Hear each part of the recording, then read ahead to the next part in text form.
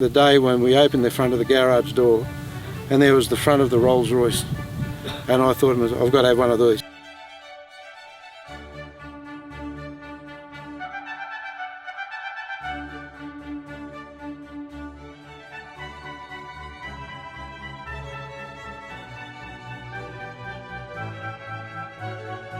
This is a 1974 Silver Shadow. It was an Australian order for a company down in Melbourne. It was ordered through Kello and Faulkner. It had a 4-year lifespan down with them. It was ordered for a managing director. And it was sold on to some people up in Queensland, up at Tweed Heads. I had it for a few years, and then the mother and father passed away, and the family put the car in a garage and just left it. And 25 years later, they decided to sell it. Oh, goodness me. And it was traded in on a new Camry. Toyota didn't want it, and I was lucky enough to be in the right place at the right time, and I purchased. Was this your first Rolls-Royce? Yes, it is. Wow. This is still my pride and joy. Both of them, the Cloud and this car, are both my pride and joys. I love them both. I couldn't dare get rid of them. Magnificent. What you see inside is the way it was when I bought the car. The only difference was I've had it resprayed because the paint on one side of the car must have been next to a window in the garage and it faded. Oh, right. So I had it resprayed. But apart from that, everything you're looking at is original. I cleaned the seats. I'm very lucky, I'm a saddle maker. So I mixed up my own concoctions of cleaning the seats and everything else. Yeah, they look the biggest beautiful. drawback it had, when I first bought it, it had fitted sheepskin seat covers. And it nearly demolished the seats. Because what happens with sheepskin, it sucks all the moisture out of the leather. Oh, right. And I just made, like I said, I'm a saddle maker, I made up my own concoctions and revamped the seats and brought everything back to original inside. They look beautiful. And even down to the back seats. This one hasn't got the picnic tables. Well, we're slumming it, are we? Yeah. Well, this was the first car Rolls-Royce built. It was an owner-driver's car. So the poor old chauffeur, he sort of got the flick. He's out of a job. Bags of room in the back there. Humongous leg room. Did they make a long wheel version Yes, of this? they did. That was the Rafe. Good Lord. That was 4 inches longer in the back section. If you ever look at the Rafe, the doors are that much longer. Right. But right down to the... I keep these cars in absolute... These are the way these... If you bought this car brand new, this is what it would have looked like. And I've had comments from Rolls-Royce to say that it's pretty much like it's original as Yes. far as everything you look at. Is there a spare under there? Yes, it's underneath the car. You wind that down. You wind that down. It lowers. There's a gate underneath. Down. Right. But there's a little flap that you lift up, and you can check the air tyres and things like that. Oh, okay. It's got a huge boot in it. They've got a bigger enormous, boot. isn't it? Yeah, it's got a. Oh, it goes right under the shelf there. Oh yeah, yeah. A friend of mine said it's a mafia's car. You can put half a that's dozen right. bodies in That's there it. comfortably. Nobody would know. But everything, again, lines up. The door lines and everything. And what I like is this. This is a nice quiet click. Nice. Even down to Solid. the doors.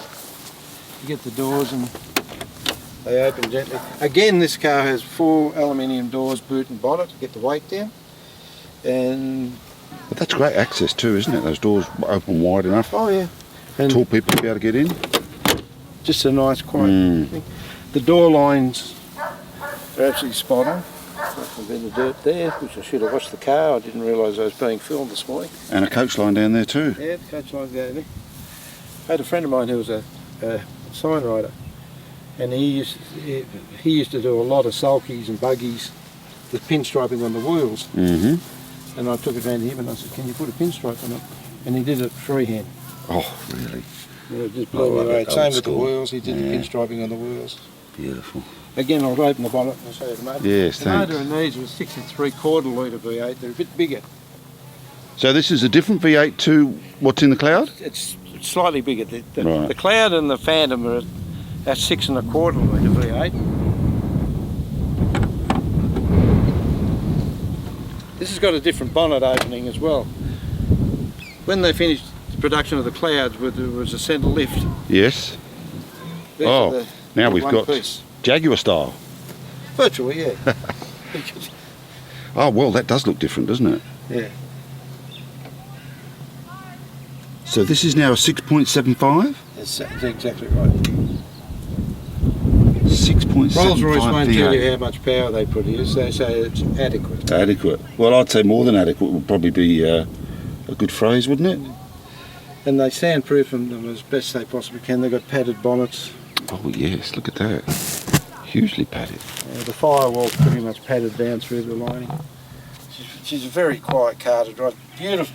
It's a different car. You can't compare the two cars. This is a more modern car for city driving and things like that compared to the Cloud. Cloud's a big car. It's I find it in like city driving big. Sure. Where I It's a can massive drive this car, in the isn't city, no different than I drive a brand new car.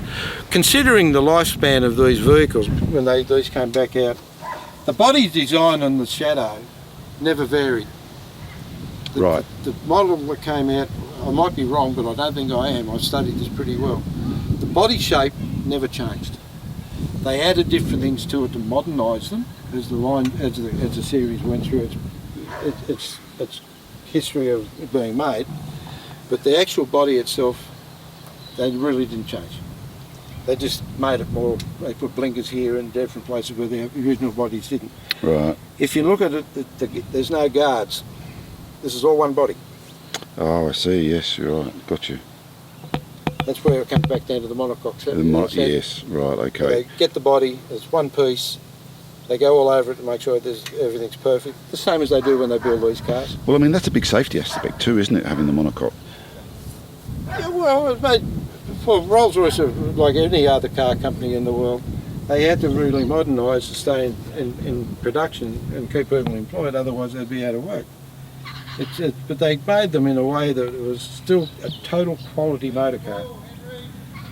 Again, this has got the feeling of perpetual life. You know, like it's not another car that you're going to find in the scrapyard. So they're a quality vehicle. They're beautiful to drive. You go for a long drive. We went to Adelaide in this for the National Rally. And we're driving 5-6 hours at a time. You get out of the car and you wouldn't think you've even been in the car. They're just designed for pure comfort. That's what Rolls-Royce is.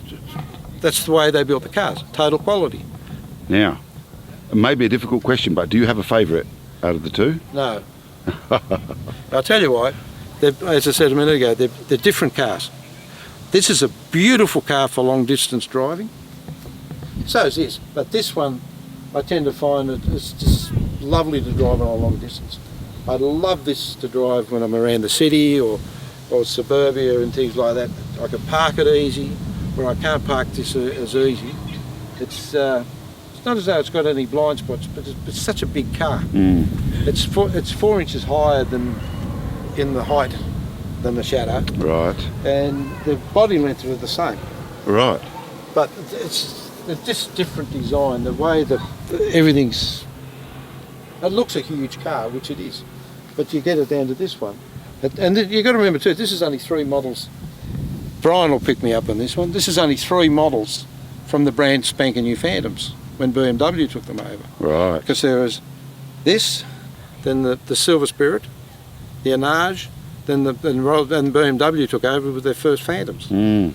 So really the longevity in the Rolls-Royce, Yes. they really didn't change paddocks much as far as design of motor cars. Yeah. They kept beautiful motor cars for long periods of time, but Had a they long just run. improved. Rolls-Royce only add things into their motor cars, not to make them the most spectacular thing on the road. They make them only if they think it's going to make the car better, like a better quality motor car. They don't. If you worked for Rolls-Royce back in the 70s and you said anything about handling or sportsmanship, you get the sack. Yeah. They weren't designed for that. No. They were designed for quality transport. Mm. And they are. And the longevity of these cars are unbelievable. If you look after them, again, this one, the same as my Cloud, I'm the 3rd owner of both cars. They've outlived other people. It'll outlive me.